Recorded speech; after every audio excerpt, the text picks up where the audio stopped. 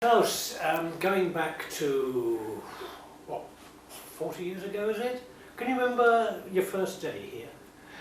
Well, the first day was, in the Wilton Centre was, I think, was astonishing because we moved from Billingham, from the old Chiltern house over to here. I can't remember the exact date, to be quite honest. I don't know exactly whether it was August or September '74.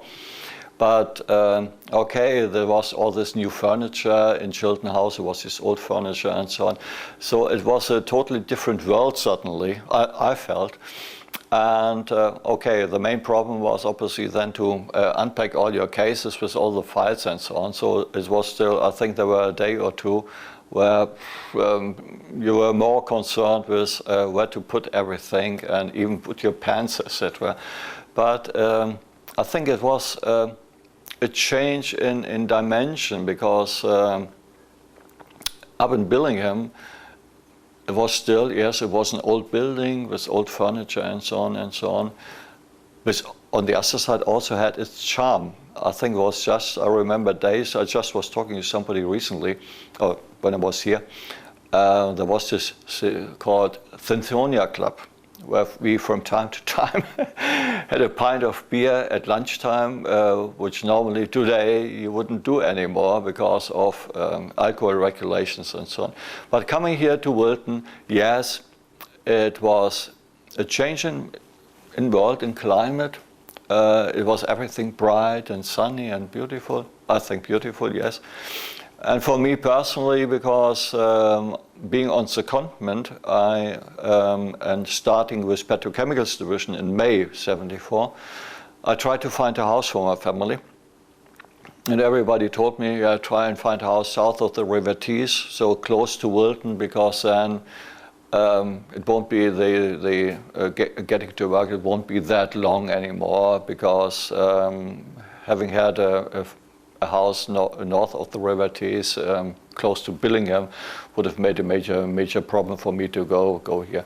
No, that was all in all, I think, just great and fantastic. And for me personally, coming out of the Germanic environment where everything is, because the English or British way of life is different. It was a change in culture here for me, and suddenly I got to know people much better, because if you're living just in your own environment, year after year, you think your world is right. But I think the British way of life, some people may think, well, strange. But I think the more you get to know the people, talk to people, and particularly when they are colleagues, and they suddenly you're not a German anymore or French, because we also had French and Japanese colleagues, because they are colleagues of yours. Yeah, and that was a great experience for me. How formal was it? Well, that was, I think that was, for me, I think here in this country at that time, coming into the office with clothes and etc., it was very formal. People were wearing suits and so on. And coming from Germany at that time, we had this, I'm not quite sure how you call it, you had a, say, a beige trouser on, and you had a blue on and a brown jacket and so on. You had this sort of combination, I think you call it. And yeah, that was a bit strange. So I think I was, at one time I came in the building with a green shirt on, with a green bow tie, and with a brown jacket. And well, that was basically sort of earmarked at a Christmas party, Klaus with his green bow tie. No, I think it was quite formal, and but on one side, but on the other side, I think, I remember we had the commercial director called John Tholen, and he was a brilliant guy. And I think at first you talk to people and say, hello, Mr. Tholen, and then you, as a youngster, you wait what he's doing or telling you. And then after some minutes he said, call me John. I think it's a different way. You say you. In the English way, you say you to each other, but it's not a you as we see it in German with the du, because it has a different tone, and although people say you to you, there still is a certain distance and formality between a senior guy and a junior guy. But all in all, I think it was the way they treated me at that time. It was just great, and I really enjoyed it. And particularly this John Tholen, and I think he was famous in that world, in the chemical world at that time, because he wore glasses, but he also had a monocle, I think you call it. And every day he had a fresh carnation in his, bottom hole, I think. And I think the chemical world in Europe, in the world, knew John Tholen with his carnation. It was, it was amazing. Also, he was very formal.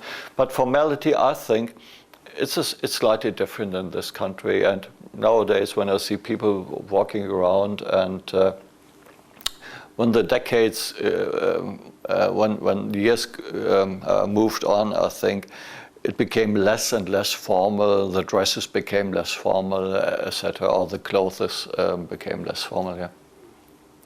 What would your average day be? So is the average? Your average day. The average day, well, we started at somewhere between 8:30, 8:45. I think official starting time was, I think, at about 9 o'clock. And we finished around 5:30, 6 o'clock, depending on the workload. And it also depended very much on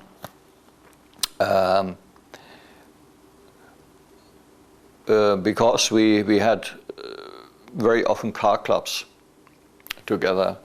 So, and that was a great thing because you save fuel and so on and so on. But okay, one colleague may have had more work to do, so you have to wait a little bit. But all in all, we start between somewhere 8:30, 8:45 and finish by 5:30, 6 o'clock in the afternoon. And yeah, and then just doing the job. Which was what? My job was product manager for products like, it was called IPA, isopropyl alcohol, aromatic solvents, and I was the so-called side stream coordinator. And when I heard that at first, I thought to myself, what the heck is that? And I realized it was basically all the residues or the rubbish which comes out of these huge plants, the aromatic plants. And but it was a very interesting job, I think, apart from products which are really produced on purpose, like the IPA. The others were available, like from the olefins 4 and 5 plant was the residues, but these were very valuable raw materials. For example, from the olefins 4, that could be used as carbon black feedstock. And so my job was to market those carbon black feedstocks here in the UK or in Europe. And on the other side, there was also always this sort of measure, where do we get the best, benefit or profit out of it? Because we also could have used these residues as fuel alternatives on the power plant. So it was always to keep a balance, to see what's best, what sort of fuel price do we have, what price we could achieve as carbon black feedstock. Obviously, then you had to calculate the freight costs and so on. So it was always this, to keep the daily movement about raw material prices and so on. No, it was from that point of view a very interesting job, and I think the best deal we once did, and that was for a product called Aromosol H, which is coming from a residue in inverted commas or co-product from the paraxylene plant, You could use it as a solvent. We marketed it as a solvent, but which was very interesting. It had some feeds for a product called pseudocumene. And there was a company in the States, Amoco, they were really interested in the raw material pseudocumene. So what we did, we shipped the Aromacell H per ship and then by barges to Germany, to a toll converter. They took the pseudocumene out and then the material went then to Rotterdam again and then we shipped it to the States. And that was a wonderful deal we did, or I was masterminding. No, it was a great time. I really enjoyed everything. You've been spending the last hour or so going around the Wilton Centre building now. How much has it changed? Well, obviously the building hasn't changed all. It's still the same. But it surprises me that after 40 years, I think looking from the outside, it's still in a very good condition, number one, because I see it very often that companies are not taking any interest in also keeping the outside up to date, because that's number one.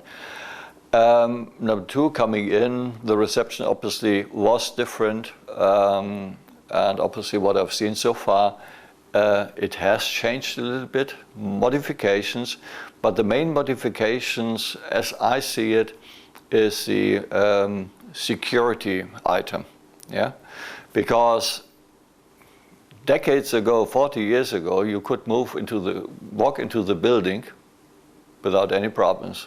So, okay, there was a commissioner looking at you saying good morning and so on, but nobody checked your identity, or very seldom. There may have been spot checks, and even at the plant, where you've got the olefins 4 and aromatics plant, and so on, you could move into the side, drive in there and move on the other side out.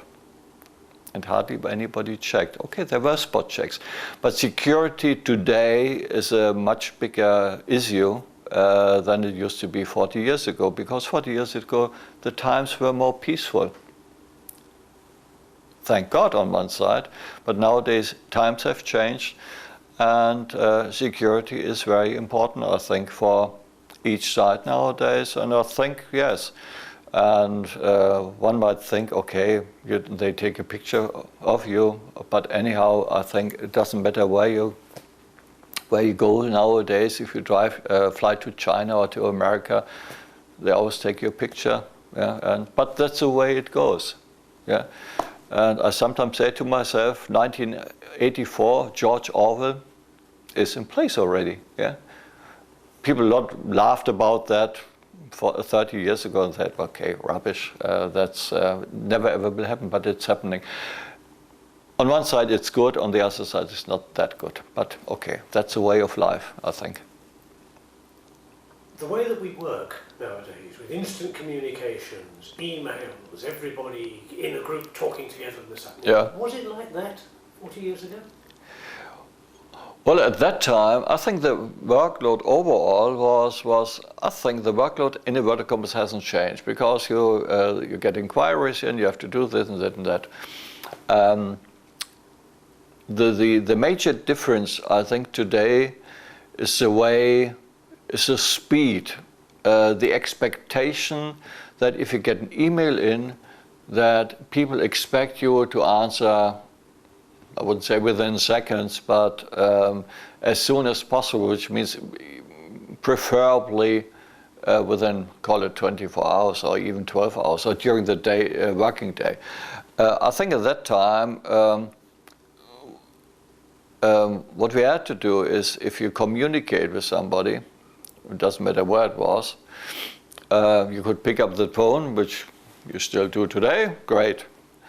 But if you want to put something in writing, you had to sit yourself. Either you dictated something and somebody else in the typing pool wrote it out, and then you checked it, and then you went to the, don't know how you call it, an office where the telex machines were, and they printed or punched these how do you call it, these, the telex stripes. Or so it was a much longer process,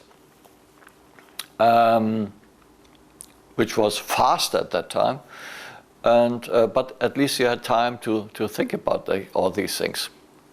And the answer came back probably 24 hours later, because you had to send these telexes out in the evening to save costs. Nowadays everything is so easy because you got a flat rate, etc. And you may have got an answer back on within 24 hours or 48 hours. So yeah, may have had time more to sit back, relax, think about it. You may have had more. It was more, I think, more relaxing, although you had the pressure of doing your job. Yeah. But nowadays you're always permanently under pressure, and I think one of the main problems I see in today's world is also with these mobile phones or smartphones. You're available more or less 24 hours. You're available, it doesn't matter where you are expected to be available 24 hours.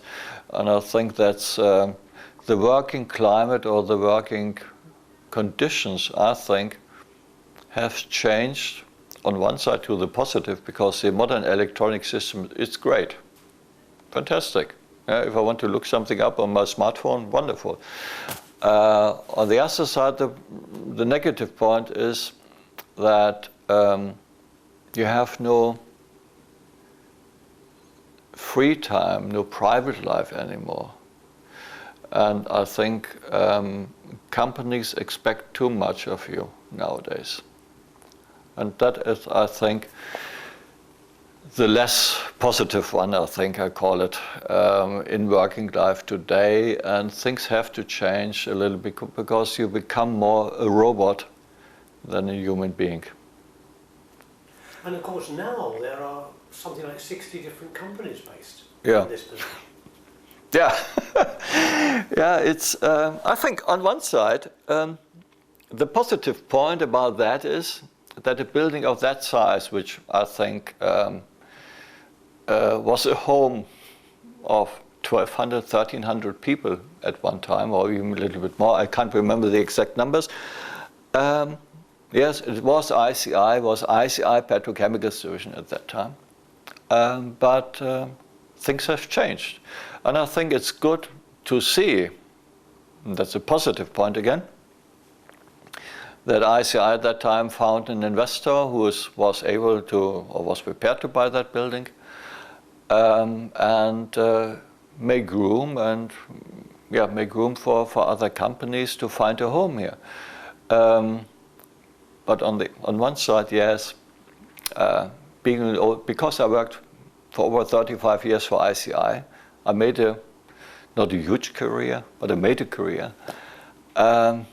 It feels a bit sad on one side, yeah, but on the other side, yes, it's still good to see that this building, which was only built for ICI purposes, is now giving home to other companies, and I think that's great. Okay, from the time that you spent here, what's your best memory of Wilton Centre? I think there are a lot of very good memories. I think to pick one out, I think it was all in all, I think it was just the pleasure of working here. As a foreigner, I was integrated. I never ever had the feeling that I'm a foreigner. My English improved dramatically. Nowadays, I still, being only 1 week in this country again and not having the chance to speak English every day, I think it's generally picking up again. But all in all, I think it was just nice to work here. It was good to work here. I think I can't remember of any very special highlight. No, wait a minute. Yeah, there was one very special highlight, I think, because over in Wilton Castle, which was also at the time part of ICI.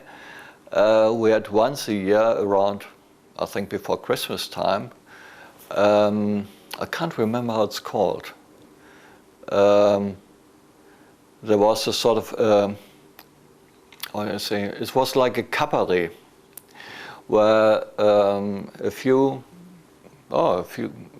quite a few people of the Wilton Centre of Petrochemics Division made some sketches about ICI people, particularly senior ICI people, and even from Millbank. And I think one or two main board members even turned up here in Wilton Castle. And I think that was a particular highlight of the year, I think, for the people up here, also for me. But all in all, I think, honestly, it was just the time I had here, which was, I think, overall a highlight. And I would have liked to stay longer. Unfortunately, the Frankfurt office at that time said, okay, we want to do market service, because there were some plants in the process to be built, like ethylene oxide was extended and glycol ether plants were built, or new plants were built, which were earmarked also to the products being sold in the German market or European market. So I had to go back to Frankfurt in 1976, doing for 3 years market service, which on one side, yes, was interesting, but if you don't have to sell any product and if you can't, it's a bit boring after some time. But anyhow, at the end of the day, it worked out nicely and I got promoted, although I had thought I'd get a promotion after Wilton immediately, but anyhow. And what about Teesside on the northeast of England? Well, good question. 40 years ago, coming from a country where you could buy bread and different kinds of sausages and so on and so on. It was different 40 years ago, because particularly the northeast, well, if I would have stayed in London, I think you could buy everything there. Northeast was still, in inverted commas, don't get me wrong now, a little bit at that time underdeveloped. But on the other side, yes, if you're living in the country, then I think if you really want to get integrated, you have to take the goods which are available, and you only can buy the goods which are available, and you have to try to make your life in accordance with what is available. And I think, yes, it took some time to get acquainted to that, that I can't buy any salami and so on, which you nowadays can buy everywhere. If you go to Marks and Sparks or Sainsbury, you can buy everything nowadays here, even up here. But it was different. But yes, I think it's a fact of life. And I sometimes say to myself, if people go abroad, they always say, I want my, like the Brits saying, I want my HP sauce on Mallorca. The Germans say, I want my particular sausage in Mallorca and so on. No, I think that's crazy, because I think people should take on what's available, not being just particularly made for them, because that they feel home. I think otherwise you don't learn anything about the country and the mentality of the people, etc., etc. No, it was some interesting exercise. Particularly at that time in the mid-70s, I suffered one day from, or a couple of times from the coal miners' strike, because suddenly there was no electricity in the house. I also suffered from suddenly there was no toilet paper available in the shops. That was the strikes. And the worst thing I had, I once drove with a colleague from Teesside down over to Manchester, and I want to take the train back from Manchester to Darlington and then go home. And yeah, there was a strike, a railway strike, so I got stranded on the west coast of England. Had hardly any money with me, no credit card, so eventually I managed to go on a train up, I think up to Carlisle, and then over to Newcastle, and then I found somebody because the trains were also on strike still. I was still on strike here. Oh, they were on strike here on the East Coast. And yeah, and I asked for a taxi to take me home from Newcastle. But I told him, I haven't got any money. But there again, at least asked him, can you phone my wife at home? So he did. It took me from Newcastle, so he got eventually his money, but that was, on one side, the worst scenario I had with the strikes. And at that time in Germany, there were hardly any strikes. In the meantime, we experienced the same problem because we had a railway strike in Germany over the last year or two, and which affected the railway traffic very heavily. But I think if you're involved in that, yeah. But on the other side, it's an experience, and you don't say, oh, I'm stranded now, so you have to find a way to get home, even if it's taking a big turn. Yeah. Klaus Lucht, thank you very much indeed. Welcome back. Okay. Okay. Thanks very much.